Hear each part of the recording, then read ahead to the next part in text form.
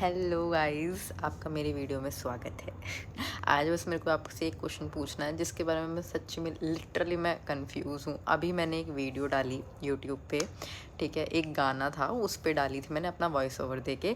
जब मैंने उस पर पहले डाली थी तो उस पर कोई कॉपीराइट इश्यूज़ नहीं आया था, बट जब अब मैंने डाली दोबारा तो उस पर कॉपीराइट इशू आ गया। I don't know why.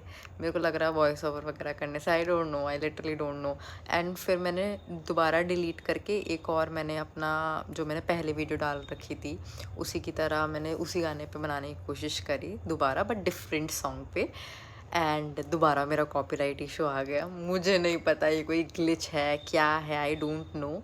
And I am literally too much confuse. अगर आपको कुछ पता है इस बारे में तो मेरा कन्फ्यूजन थोड़ा मिटा देना एंड मेरे को बताना कि क्या लाइक क्या प्रॉब्लम क्या आ रही है। I literally want to know, क्योंकि मुझे सच्ची में नहीं पता। ओके ठीक है, बाय बाय।